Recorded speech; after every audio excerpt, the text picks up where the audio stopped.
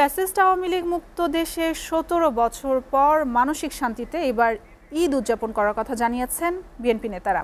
তাদের প্রত্যাশা আগামী বছরে ঈদের আগে শেখ হাসিনা সহ গণহত্যায় জড়িত সবার বিচার সম্পন্ন করা হবে।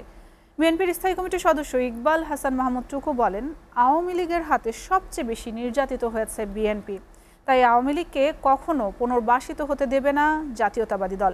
আব্দুল আহাদের প্রতিবেদন।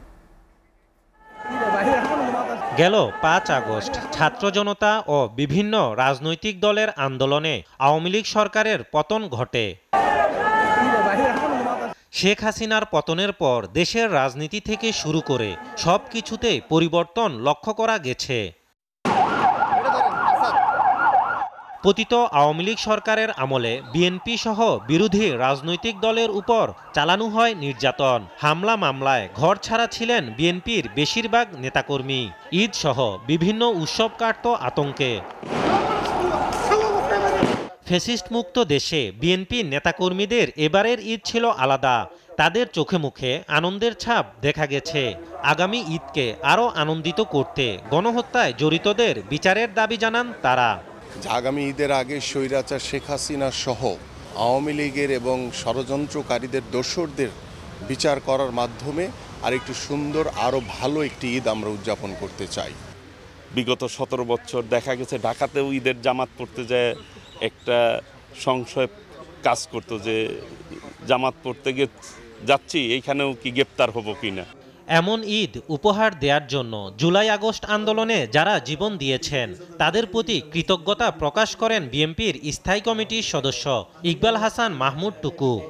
স্বাভাবিকভাবে এবারকার ঈদটা একটা মুক্ত আকাশে মুক্ত আলোতে ঈদটা করতে পেরেছি, অনেক শান্তিমতো ঈদটা করতে পেরেছে।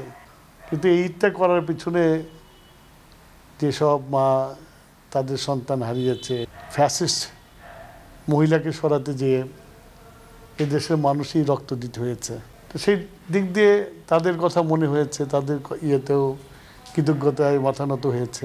ছাত্র জনতা হত্যায় জড়িতদের দ্রুত বিচার হওয়া প্রয়োজন বলে মনে করেন স্থায়ী কমিটির এই সদস্য। বলেন, বিএনপি বেশি নির্যাতিত হয়েছে আওয়ামী লীগের আমলে, তাদের সুবিধা দেওয়ার প্রশ্নই ওঠে না। বিএনপি কোনোদিনও আওয়ামী লীগের পক্ষে ছিল না, পক্ষে থাকবেও না।